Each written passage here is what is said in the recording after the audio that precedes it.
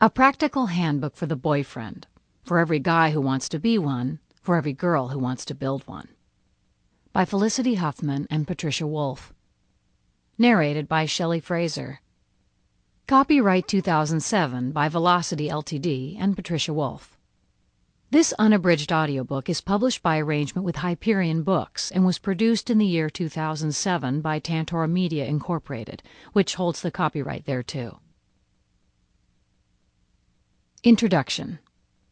We take pleasure in presenting to you, the men of America, this first edition of a practical handbook for the boyfriend. Whether you're a good guy or a bad boy, single or attached, you will find this an indispensable guide to your girlfriend or girlfriend-to-be. You'll also find it an essential collection of ideas, information, and assorted survival skills that will surely come in handy. Think of this as your AAA guide to love, a decoder ring, a relationship roadmap, and your very own GPS, girlfriend positioning system. We'll steer you toward the right turns and help you avoid the wrong ones so that you don't ever have to change a flat in a town called Lame, population 1. In addition to offering interesting recipes for the holidays, okay, not really, this book will give tasty tips on the following: how to apologize without really apologizing, how to look like you're listening while you're thinking about other things, keep eye contact at all times, but if busted, repeat the phrase, "You're so pretty, I'm distracted." How to tell if her no means yes or her yes means no.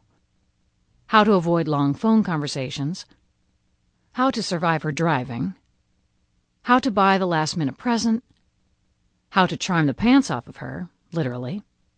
How to avoid talking about your feelings. How to pretend you have feelings.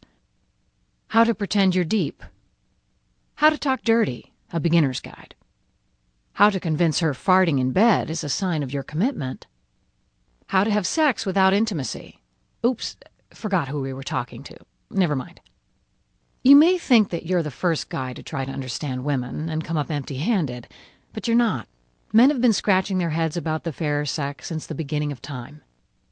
Think of the first boyfriend, Adam. You think he wasn't baffled by his girlfriend? You bet he was. Now there's a guy who could have used this book. You may not think he needed it. After all, he was alone in paradise, had some snacks, and Eve was already naked, but we beg to differ. Their problems weren't over money, getting out of dinner with their parents, or his addiction to online poker. No, their issues revolved around a small piece of red fruit. God said, "Don't eat it."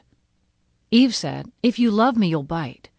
The poor guy had God on one side and Eve on the other. Sample complete. Ready to continue?